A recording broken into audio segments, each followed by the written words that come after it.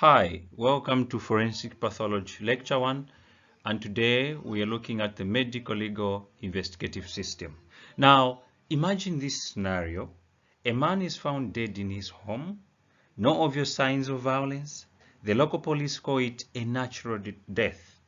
Now, this family insists something is wrong. Who has the authority to demand a deeper look?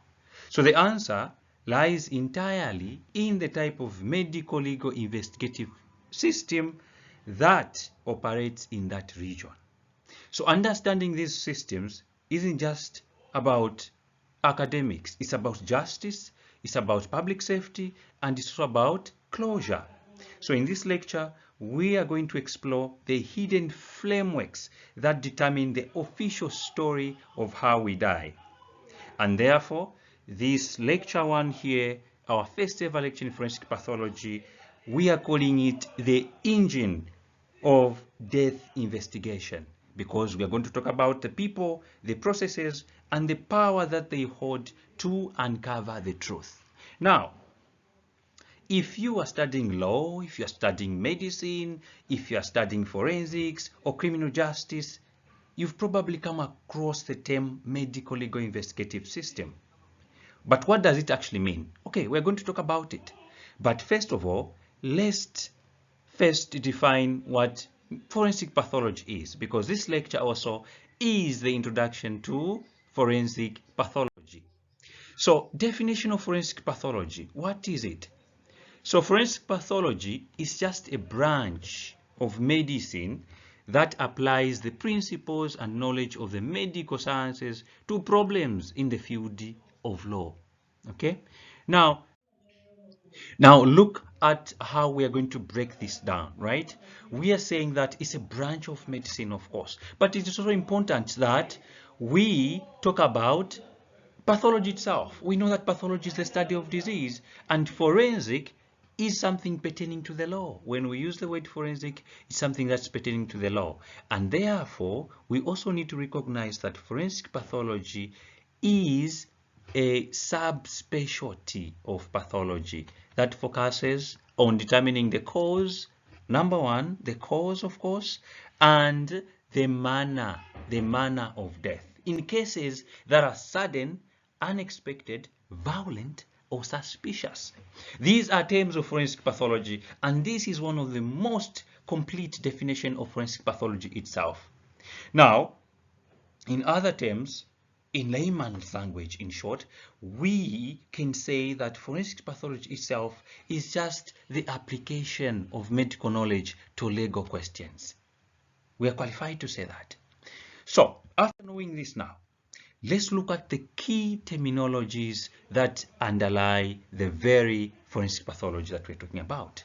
Remember, this is our first lecture, and would want to understand what terms are used in forensic pathology. When we are saying we want to study forensic pathology, what terms should we embed in our minds? So these are some of the terms, and the first category or class of terms that we're going to discuss are the core system terms, okay, the system itself. And at the beginning of this lecture, we said that if you are studying medicine, if you are studying law, if you are studying forensics, like we are doing right now, you might have probably heard of the medical legal investigative system, this term. So what is the definition of it? Now, let's discuss the definition. So, in forensic pathology, as we'll be discussing the series of lectures, remember that when we talk about the medical legal investigative system, we'll be referring to the entire structured process by which that particular society investigates deaths that are sudden, unexpected, unnatural, or deaths of public health concern. So, medical legal investigative system integrates these sciences: forensic science, law, okay, and medicine. So all these programs here, all these specialties are what is integrated in the medical legal investigative system itself. We are going to refer to some subsequent lectures about this. Death investigation is one of the terms that we need to know. Death investigation. What is death investigation in forensic pathology? Death investigation in forensic pathology refers to the process, not just a mere process, but an official process, the official process of determining the cause and manner of death for cases that fall under the jurisdiction of the medical legal system. Okay, jurisdiction itself, we are saying the jurisdiction here, the second definition or term we made this word, isn't it? A jurisdiction. Now, what is it? So jurisdiction is the legal authority and specific circumstances under which these two that we'll discuss later, the coroner or medical examiner's office, is empowered to investigate what? A death. Okay, is empowered to investigate a death. So these are some of the core system terms that we need to recognize right now, and these are the terms that we need to know.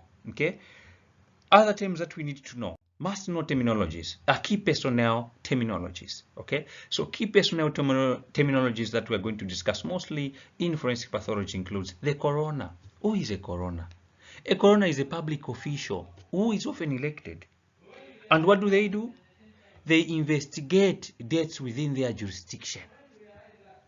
And this is very important to understand. That's why it's even blackened here. A coroner is not required to be a medical doctor. Very important. Their authority comes from where? Their office. We need to recognize this. This is a complete definition of a coroner, and wherever we mention a coroner, please refer back to this definition. These definitions have actually been written in a comprehensive form. Why? Because these terms that we are discussing are must-know terminologies, and without understanding these terms, it will be very difficult to discuss the language of forensic pathology itself. Medical examiner. Who is a medical examiner? Is a physician, specifically a forensic pathologist. This forensic pathologist is appointed to investigate deaths. Okay, what is their authority? Their authority is or comes from their medical and scientific expertise. Okay, because they have a background of medicine and they have a background of the science itself. So during their training, for their entire training, they are qualified to be forensic pathologists, and they are the ones that we are referring to as medical examiners, qualified people. Okay, other terms, a forensic pathologist. Who is a forensic pathologist? We know who a forensic pathologist is by now, okay? But just to make matters simple here, we've put a comprehensive definition of who a forensic pathologist is for starters purposes, because we need to understand these critical terms in detail so that we might not make any mistake when we are speaking the language of forensic pathology. Okay, so a forensic pathology is a medical doctor who has completed specialized training in pathology. Okay, and then they have undergone a fellowship in forensic pathology. What do? They perform autopsies. Apart from performing autopsies, what do? They analyze medical evidence. Why do they perform autopsies and analyze medical evidence? To determine the cause and also the manner of death. Okay? So they are actually the key medical experts in an medical examiner system, as we already said in the previous slide. Okay? Now, medical legal death investigator. Who is a medical legal death investigator? We need to know also.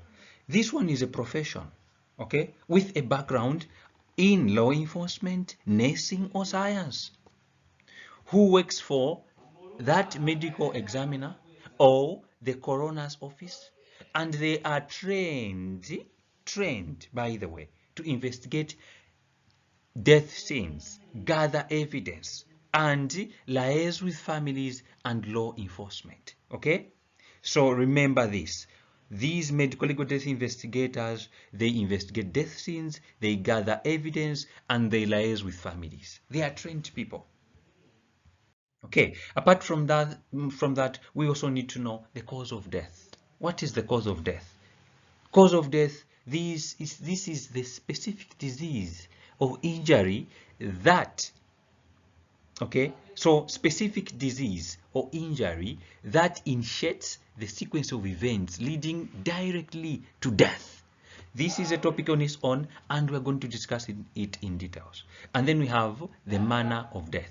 So the manner of death are the circumstances or contexts in which the cause of death arose. Okay, so this one is a classification, a manner of death. So you do not have to confuse the manner of death to the cause of death, because when we say manner of death and we are saying it is a classification, then we mean that it can actually be natural, it can be suicide, it can be homicide, and other classifications that we're going to look at. Mechanism of death, the physiological derangement, okay, or the biochemical disturbance by which the cause of death produces death itself. So in short, the mechanism of death, it is the how, the physiology behind death itself, or that manner of death. So we are saying that it is the how in an immediate or pathophysiological sense. Okay, it is the how. Right. So having understood all those terms, it is also important that we also know these must-know terminologies under the procedures and evidence, because what do we mean? This is forensic pathology, and we need to get familiar and have a sense of feel about these important terms. Procedures and evidence. Post-mortem examination, autopsy, what is it? This is just a comprehensive medical examination of a body after death. It can be external, okay? It can be external only or include an internal dissection. Then forensic autopsy, this is an autopsy performed specifically to determine the cause and manner of death under the authority of the medico-legal system that we are actually discussing. What does it include? It includes the following. 1. Dissection, evidence collection, and laboratory tests. So these are the 3 things that forensic autopsy includes. So you need to be able to differentiate these procedures and evidence, isn't it? You need to be able to differentiate what forensic autopsy is and just a mere post-mortem examination autopsy is. Okay? So we also have a term, these terms here, inquest. When we say or we use the word inquest in forensic pathology series lectures, what do we mean? An inquest is a formal legal inquiry typically led by a coroner or a magistrate, okay, into the circumstances of a death. What does it involve? A hearing witness testimony, this one here, okay, to make a finding on the manner of death. That's what it involves. It's an inquest. Toxicology, it's the analysis of bodily fluids and tissues. This is where now biomedical scientists comes in, okay. They are toxicologists, and other medical professionals comes in under toxicology. The analysis of bodily fluids and tissues, okay? That can be blood, that can be urine, okay? It can be the vitreous humor, it can be the liver. Why the analysis of bodily fluids? Why do the analysis of bodily fluids and also tissues? To search for the presence of drugs, the presence of alcohol, poisons, and other chemicals. So when you say toxicology or a toxicologist, please refer to this definition that we've given here. Then we have a death certificate. A death certificate is just an official legal document that certifies the death and also states the cause, the manner, and also mechanism of death. We're going to discuss this also in detail when we start looking at the autopsy report. What are the components of the autopsy report? Okay. Having known some of those terminologies, it is also important that we understand the manner of death, isn't it? We said it's a classification of how the cause of death came about, okay? I mentioned about 3 examples. I mentioned natural, I mentioned suicide, I also mentioned homicide, isn't it? So now, by classification, okay, so this is a legal determination, not purely medical one, isn't it? The manner of death. So there are the 5 standard categories that you need to know as we are studying this forensic pathology are that the manner of death as a classification involves natural, which means when we say natural, we refer to a death due solely to disease processes such as cancer or heart disease. They naturally died of these conditions. And then accidents. Accidents is the unintentional injury leading to death. That's a fatal fall or a car crash. That is an accident. Then a suicide. When we say suicide, it's the death resulting from an intentional self-inflicted act. Okay. Then homicide. Homicide is death at the hands of another person. And then underdetermined. This is where there is insufficient evidence to point to one manner over another. So this is must-know terminologies. When we say natural death, when we say accident, when we say suicide, when we say homicide, when we say undetermined, please note that these are the solid definition that will get the reference back. Okay, so the autopsy and process findings also might have some terminologies such as autopsy. You've already explained this. Okay, we said this is to determine the cause and manner of death, isn't it? Evaluating the disease or an injury. Then we didn't talk about external examination. When we say external examination, we refer to, this is very important by the way, the first part of the autopsy, documenting clothing, personal effects, and all evidence on the body surface. Okay, and then internal examination, this is dissection. We refer to the examination of the organs and body cavities. And also when we talk about toxicology, we refer to the analysis of body fluids, which we already discussed, isn't it? This one we are just skipping it. Okay, so having looked at the definition, right, the definitions of forensic pathology itself and some of the common terminologies that are used in forensic pathology, it is also essential that we start digging deeper into the forensic pathology itself, into the medico-legal investigative system. And the first thing that we are going to look at are the duties of a medico-legal investigative system. So what are these duties? Number one, a medico-legal investigative system exists to determine the cause and manner of death. Then number two, it exists to identify the deceased if that deceased is unknown. And then thirdly, these exists, okay, to determine the time of death and also injury. Then number four, the medico-legal investigative system exists to collect evidence from the body that can be used to prove or disapprove an individual's guilty or innocence, and to confirm or deny the account of how the death occurred. This is very, very important. Have you seen how important this is? And then number five, to document injuries or lack of them. Are there injuries or there are no injuries? The medico-legal investigative system, that is one of their duties. Okay, other duties of the medico-legal investigative system, to deduce how the injuries occurred. How did they occur? Okay, that is now going to the manner and also mechanism of death. Then 7, to document any natural disease present. 8, to determine or exclude other contributory or causative factors to the death. And then number 9, to provide expert testimony if the case goes to trial. So these are some of the duties of a medico-legal investigative system that we need to take clear note of. Let's discuss the categories of death. Okay, we just know death, and we in the next lecture, in the subsequent lectures, we're going to define what death is actually. So now, first of all, let's know the categories of death, isn't it? So number 1, violent deaths. Okay, there is a category known as the violent deaths. This is, we talk about accidents, the suicides, and also homicides. And then 2, under the categories of death, we also discuss the suspicious deaths. And then we discuss the sudden and for unexpected deaths. Suspicious. These terms are so easy and straightforward to understand. Then number 5, category of death, deaths without a physician in attendance. And number 6, death in an institution. So these are some of the categories of death that we need to take care of or take note of. Okay, now let's define death. We've talked about the duties of a medico-legal investigative system, and we've also discussed the what?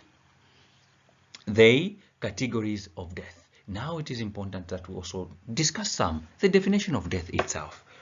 Okay, so we included this component here because we wanted to look at the shift in defining death. What is the shift? So the traditional definition is that, of course, death is permanent cessation of cardiac and also respiratory function.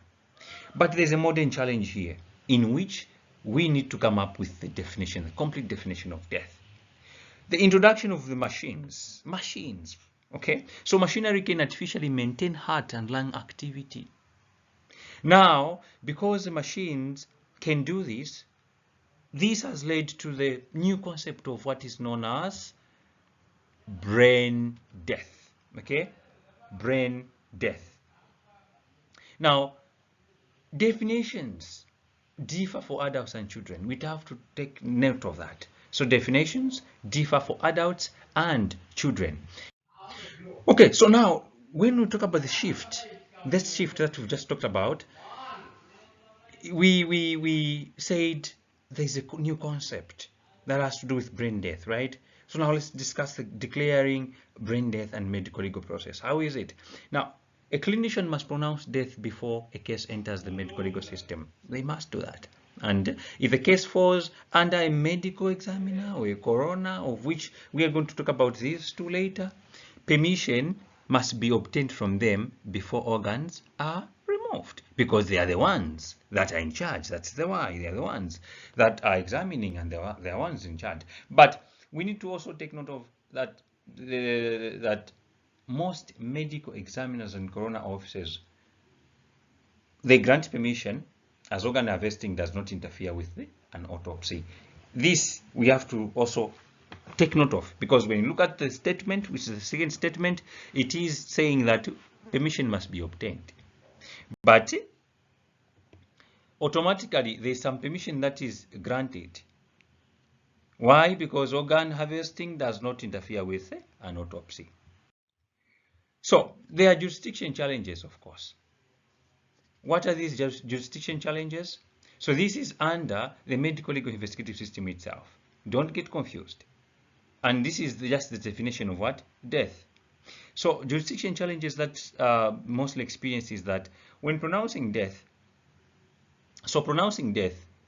then that body has to be transported on life support to another jurisdiction for organ harvesting. So that needs to be considered, otherwise it's a challenge. Then we also need to know that these complex issues, what do they require? Advanced conferences and agreements between the harvesting agency and all involved medical legal entities. So these are some of the solutions also. When this solution has been put into consideration, it means that these jurisdiction challenges will at times be challenged, of course, and I don't think we even classify them as challenges themselves. All right. Administrative complications, of course, there are administrative complications, because let's take, for example, an individual pronounced brain dead. They might be kept on life support for days, okay? Yeah, an example that we can give is one that we've previously talked about for organ harvesting logistics. Now, this brings confusion over the official date of death, okay? And since it is administrative, this is primarily a bureaucratic or documentation problem, as it is not a scientific one, okay? It's a documentation problem. In this case, we're just going to say it's an administrative problem, not a scientific one. So now we repeat, having looked at the administrative complications and organ harvesting issues, which of course we are actually talking about just the definition of death itself, the evolvement, how it has evolved over time. We said earlier that of course death is the permanent cessation of cardiac or respiratory function, and then we actually said that death is the reversible loss of all brain function, including the brain stem. Okay, this is a clear definition that I want us to look at here, because of the machines or machinery which can keep the cardiac and the respiratory part functioning. When we talk about brain death, this is one critical area that we need to consider, and therefore it is very important that we define death as the irreversible loss of all brain function, including the brain stem. This is now declared even if instrumentation is temporarily maintaining cardiac and respiratory function. So this is a modern challenge, okay? And that must be considered by forensic pathologists when they are working on their medical legal cases. There is a concept of delayed death, of course, okay? Delayed death. There's one point that we need to understand here. So the jurisdiction that we talked about actually extends beyond immediate death and often is based, not often, but usually and at all times we should say it's based on the cause of death, not its timing. No. So let's take, for example, and a note, homicides, suicides, and accidents, all these fall under the medical examiner or coroner's jurisdiction. These are violent deaths, right? Now, this keyword or key statement is what I need us to understand. The jurisdiction is retained indefinitely if a death results from an initial injury, even after a long delay. This is in line with this statement that we are talking about here, which is saying the jurisdiction extends beyond immediate death. Okay, and the most critical point is that this is based on the cause of death, okay, not its timing, because there are some terms that are used in other languages which literally means that if a case is committed and after a later time you find out that they come up with the cause of death, and someone committed a crime, right? After a long period of time, they get caught. Are they going to say because the time has passed, so we couldn't actually apprehend you? No, they will do that. So the timing is not really a problem.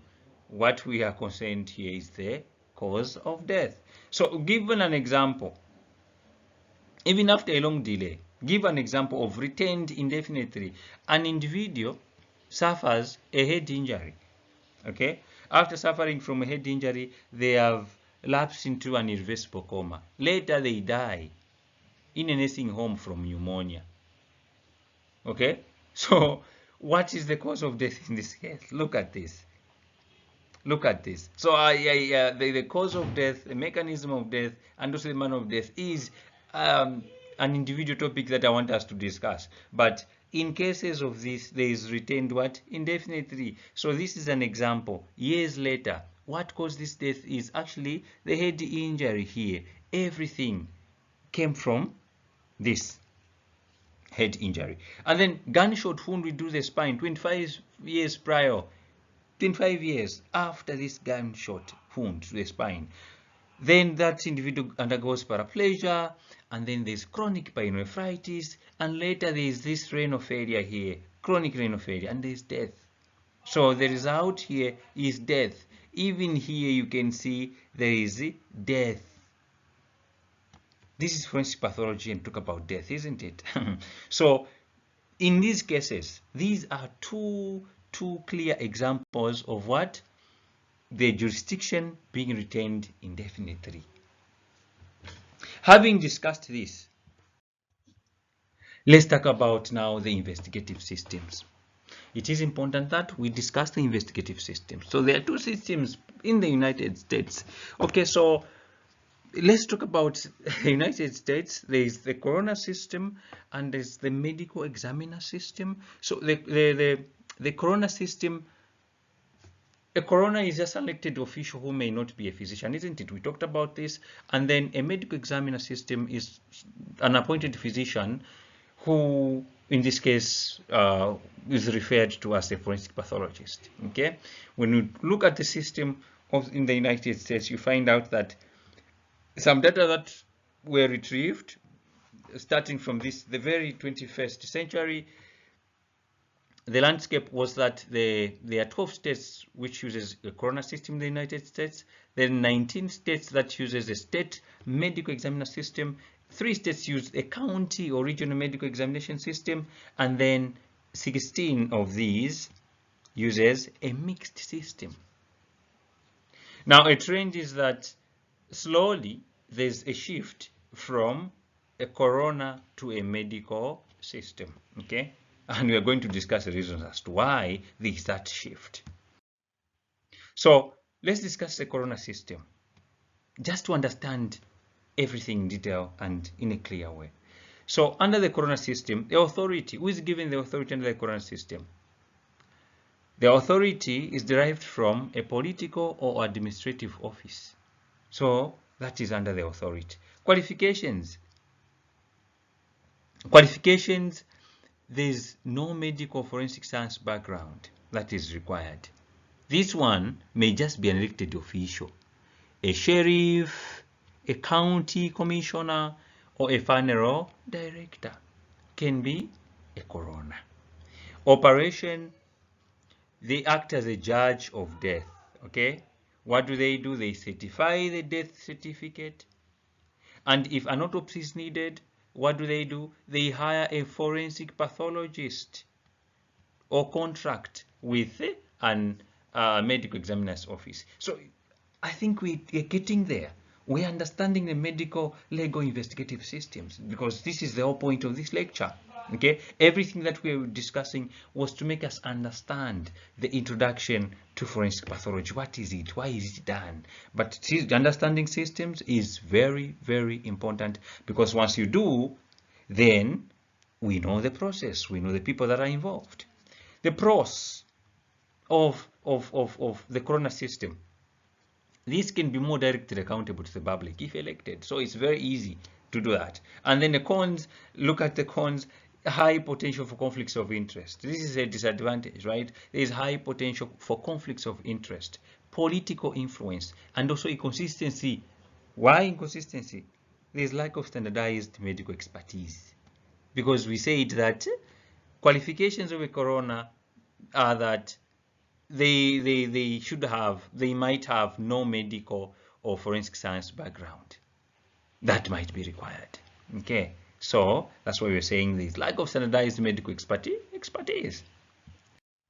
Medical examiner system. The medical examiner system. Look at the authority. The authority. This one derived from medical and scientific expertise. Then qualifications headed by a physician, specifically a forensic pathologist. Okay. Other staff are typically civil servants with scientific background. So there is a team that needs to be of scientific in nature. Operational is a centralized professional office that investigates deaths falling under its jurisdiction. Okay, so all the decisions are based on medical and scientific evidence. This is very important to note. All these definitions are based on medical and scientific evidence. Advantages: there's greater consistency, the scientific rigor, and there is independency from political influence. And this is generally considered the modern and more reliable model. This is what must be adopted, because science is able to find out the truth, especially in this modern language. I mean, this modern era. Disadvantages: it can be more expensive to operate and may be perceived as less connected to local communities. That's a disadvantage. Right? Are you considering this a disadvantage as well? In my case, I think the medical examiner system is great. You know, it's great and it's more modern and more reliable. Okay, yeah. And then there is also the mixed systems. Many jurisdictions have hybrid models, isn't it? So the key word with hybrid systems is the mixed systems is the hybrid models. An example formulated here is that a county may have an elected coroner, okay, who is required by law to be a medical doctor, or a state may have a central medical examiner's office that serves counties with coroners. This is a mixed system, and we'll have a single lecture about it, the mixed system, but this is just enough for you to understand that the mixed system is a hybrid model, okay? And the example has been actually given here. What's the origin and the role of the corona? I think we've talked about the role of the corona, but not really what we want to discuss here. But the origin, this is just a short statement. The field of England, the Articles of Aaron, 1194, this is where all these things came about. The corona is England. That is the historical origin. Then the modern role is what is important here. The corona makes official rulings on cause and manner of death. Imagine this, the coroner is someone with no medical background and the one making official rulings on cause and manner of death. For what? For violent deaths, okay? Sudden and unexpected deaths, suspicious deaths, and deaths without a physician in attendance. The coroner is responsible for that. That's the modern role of a coroner. So having discussed this, having discussed the origin of the corona model and also the modern role and the functions of the corona, it's important that we also talk about some models that exist in the investigative systems. Okay, that includes the physician corona model. Under the physician corona model, this is where the corona is required to be a physician. Now, the physician is almost never a forensic pathologist in this case, and this physician may come from different medical areas, such as obs and gyn. Okay, now this creates a situation where a doctor is practicing outside their specialty, far outside their specialty, and this is an act that would normally invite malpractice lawsuits in any other field. And of course, there is governmental oversight of qualifications that is often lacking, and this is a challenge that must be put into consideration. There is need to find the solutions under this. Okay, so now there are core criticisms of the traditional corona system. One, there is no medical requirement. Look at this. The coroner is not actually required to be a physician. There's minimal training, so the training can range from none to few weeks, which might invite problems. Okay, not reliable in some cases. And then there is unchecked authority. So the coroner can rule without consulting a physician. The coroner can choose not to order an autopsy, and the coroner can overrule autopsy findings when one is performed. Look at all these. So all these invites criticisms. Okay, they are criticized because of all these reasons that we've given here, and the consequences are that these decisions have a major criminal and civil implications, right? There are inherent conflicts of interest as well. The corona sheriff model that is used in California, remember we're just talking about the United States, of course. So this same office investigates deaths in its own jail or deaths involving its own deputies. Look at this major conflict. The enforcer of the law cannot be the objective investigator of it, not really. And the coroner funeral director model, where the coroner has a financial incentive to secure these businesses or funeral business from the families of the deceased. And the problem we see is that rulings may be influenced to avoid offending potential clients or voters. These are models, and we need to recognize this if we are to become reliable forensic pathologists and also maybe medical examiners and also the coroners, the coroner. All right, so there's a case for specialization. We are still under the medico-legal investigative system. So the case for specialization is that medicine has become highly specialized and scientific. Let's take, for example, a dermatologist would not perform neurosurgery. No, because they're not trained to do that. And forensic pathology is recognized. Okay, forensic pathology is recognized to be a medical specialty that requires specific training. And therefore, the gap between a lay person and also a physician is very broad and is very big. And the gap between a general physician and also a forensic pathologist is also very significant, very relevant, and very important as well. Now, a key point that I want us to understand is this point here. This point here. Good intentions are not a substitute for expertise. Not really. because I'm a general physician, I'm just a general doctor, can perform this. No, you might have good intentions, yes, but let's not substitute those good intentions for expertise. We must ensure that forensic pathologists, the people that are qualified, are the ones that are handling these cases. There is what is known as the 1815 argument and its fatal law.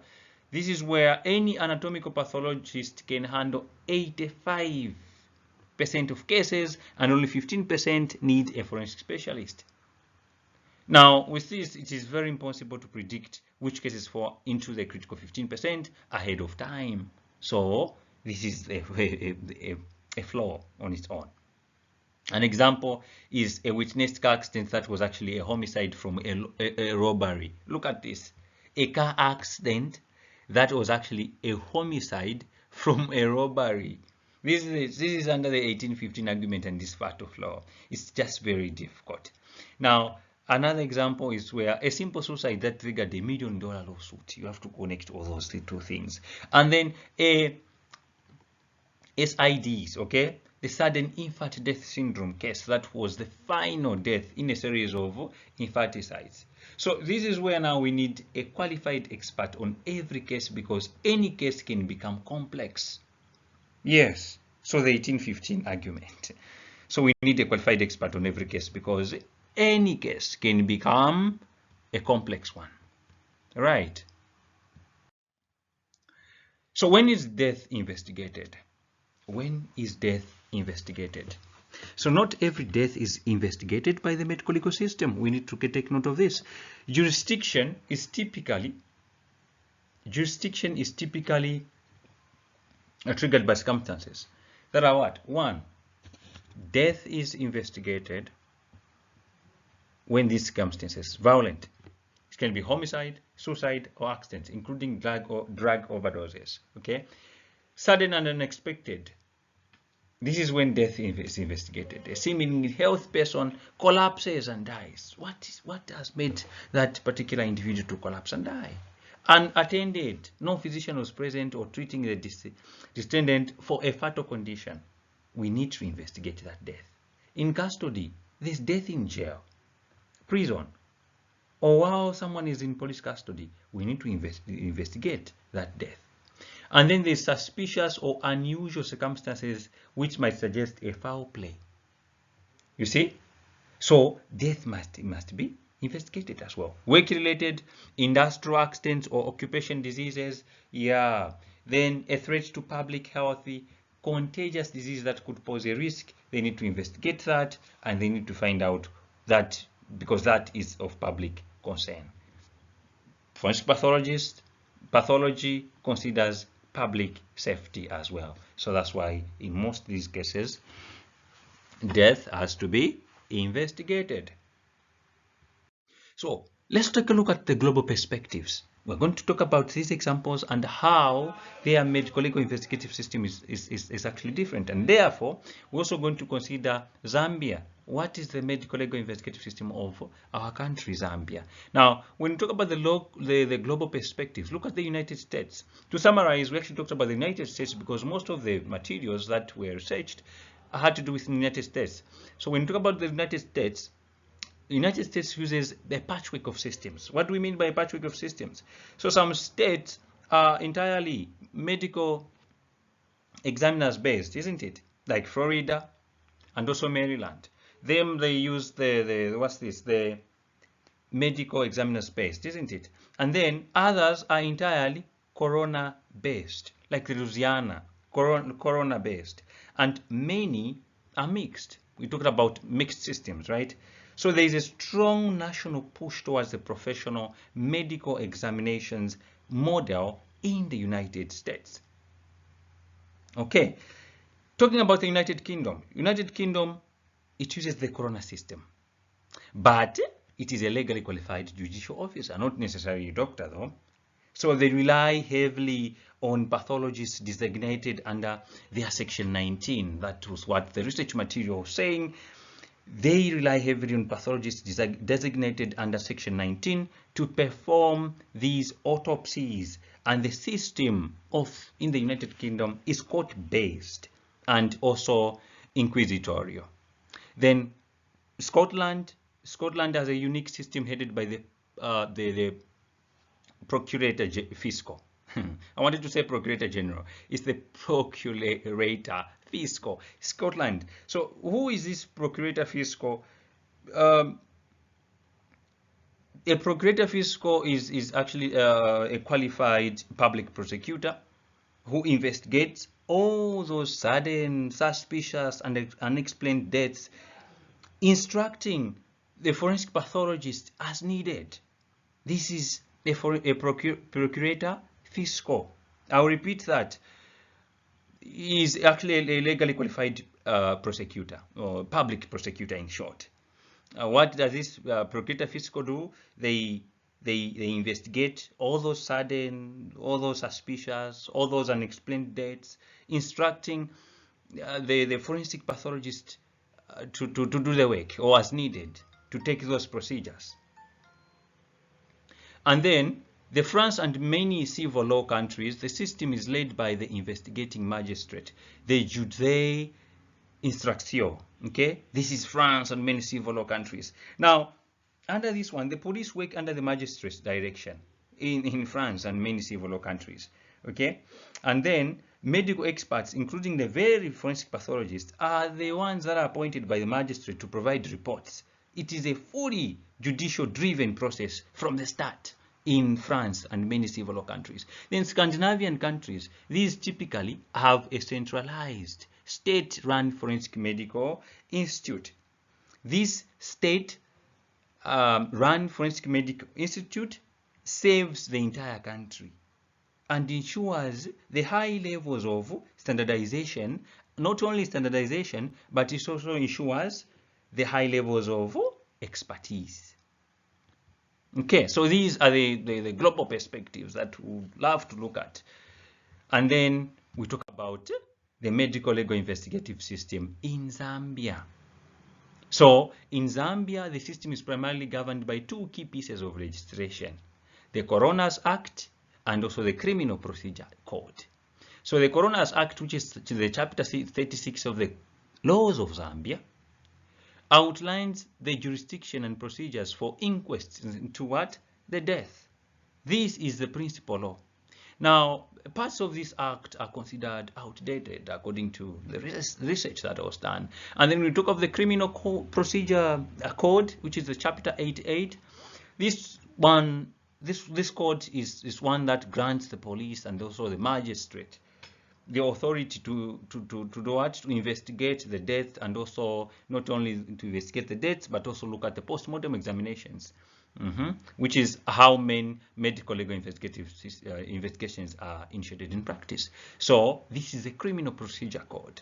Important points here: grants permission, grants police the permission, and also the magistrate to investigate these deaths and also post-mortem examinations. Right. Now, there are key players, and the key players and also the structure in the medical legal investigative system in Zambia. So we have the key players and also the structure. So the system involves a close working relationship between the police, the medical personnel, and also the judiciary. That we must know. Now, when we talk about the Zambia police is almost always the first responder to a suspicious, sudden, or unnatural death. Okay, and then the very police service commission, they are the ones that are responsible for the initial scene investigation. Not only initial scene investigation, but also evidence allocation and also collection. Okay, I should not say evidence allocation, but evidence collection. And also, they are the ones that are involved in the witness statements. So a police officer typically of a certain rank, like it is here. I mean, we're talking about Zambia, not like it is here, but a certain police officer, typically of a certain rank, is the one who often acts as a de facto coroner's investigator. Okay, and then the coroner. A coroner in Zambia is a magistrate. That's how it is put. So these are legally trained. Okay, they are legally trained judicial officers. They are not medical doctors. No. So their role is to conduct these inquests, which are formal court inquiries. So they conduct inquests into deaths that fall within the jurisdiction to determine they determine the cause and also the circumstances. This is the coroner. So we have the police and also the coroner. These are key players and also structures. Then we have the medical practitioners, who are the doctors. When a death requires a medical opinion, a doctor performs a post-mortem examination. Who does this? Medical officers and also the forensic pathologists are the ones that we talked about here. These are professionals, but this one can actually be a general physician. Remember, good intentions must not be a substitute to expertise. Then the Ministry of Health is also a key player in the medico-legal investigative system. What do? These provide facilities. Their role is to provide just the facilities, the public hospital mortuaries, and the medical personnel who conduct the autopsies. It is their role, and it's important also that they join the medico-legal investigative system in Zambia because of what they provide. Right. When we talk of medical officers, we have major public officers in Zambia. I mean, public hospitals. We have University Teaching Hospital in Lusaka and then Dola Central Hospital and etc. Other hospitals that falls under the medical officers. And the forensic pathologists, of course, most autopsies are performed by these people, or even general medical officers. Okay. Now, when does the system get involved? When does the system get involved? So the Coroner's Act mandates an inquest for deaths that are that are sudden and of an unknown cause. When does this system get involved?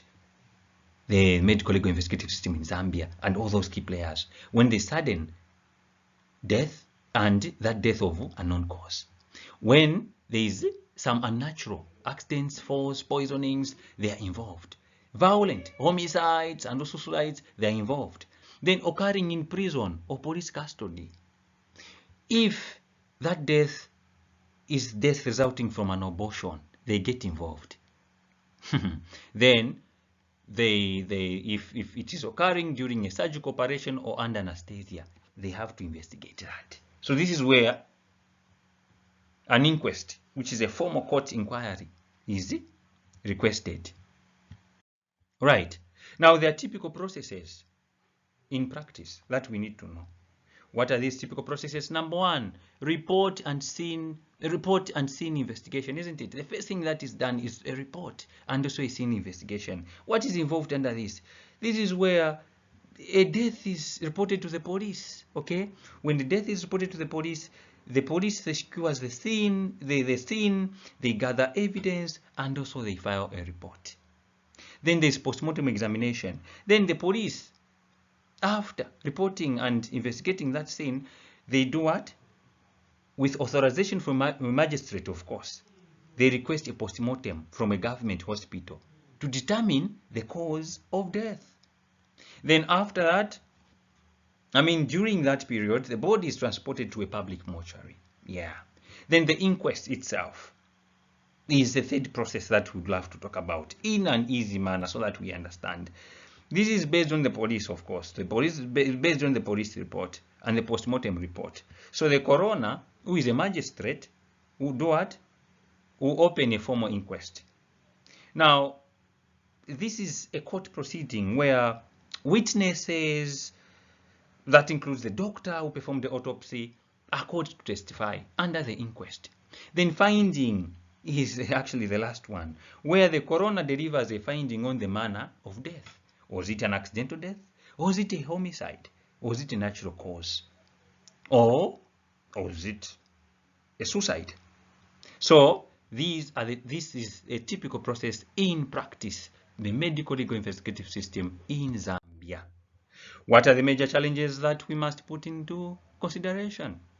So the Zambian system faces several significant hurdles, of course, several significant challenges. Number one, there is a severe shortage of forensic pathologists. Yes, this is the single biggest challenge because most autopsies are actually performed by doctors without specialized forensic training, which can lead to missed evidence and also not only missed evidence, but that can also lead to what? Incorrect determinations.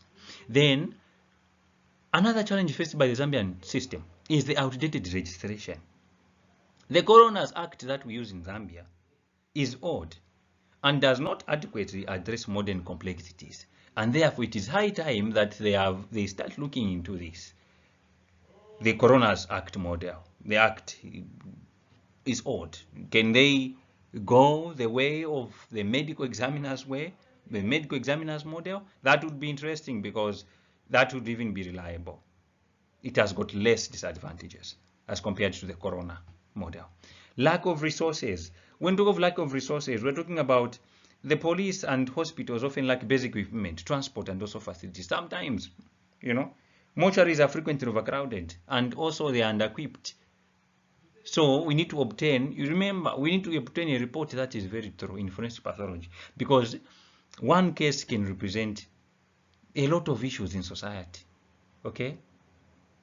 So lack of resources needs to also be put into consideration. Delays. The entire process from autopsy to inquest can be extremely very slow, and sometimes it can even take years. Now, what does this lead to? It leads to injustice, the denial of justice. So this denies justice to those families, and also these delays are the ones that hinders what? The police investigations. Lastly, but not the least, the underutilization of inquests is a major challenge. So due to backlogs and resource constraints, you find that many deaths that should legally have an inquest are often disposed of without one, especially in remote areas. You see, so these are the significant hurdles that are faced by the Zambia system, and that should be addressed. So we call for the address of these issues. I know that we are capable of looking at so many of these issues, and there are some discussions that have been ongoing and some procedures that have been invented in order to handle some of these hurdles, But if none of these or some of these are not really addressed, it might really cost the science itself, the forensic pathology itself, and also the medical legal system itself, in short. Okay, and of course there should be established formal medical examiner system, training and capacity building. Efforts should be made to train more doctors in forensic pathology, more scientists as well, both locally and also abroad. Okay, modernize the Coroner's Act to create more efficient and effective system. So this is what we have. In short, we are saying that in Zambia we have a magistrate-led coroner system that is heavily dependent on the police for investigations and on general medical practitioners for autopsies. Okay. Of course, we have the legal framework that exists. The system is severely constrained by lack of specialized human resources, lack of funding, and also modern infrastructure. With this, it would lead to significant operational challenges. Right. So these are the major challenges and realities, and also the summary of the medical legal investigative system. All right. So this brings us to an end of our first ever lecture in this and under this channel, under the medical legal investigative system, and we are still in chapter 1 of forensic pathology. This was just an introduction. Yes, and next time we'll be looking at the medical cases. We'll be looking at so many: manner of death, cause of death, mechanism. We'll be looking at suspected and types of unexpected deaths, and also we'll look at the external examination, internal examination, and other things. For now, this is a bye-bye, and thank you for listening to this wonderful lecture.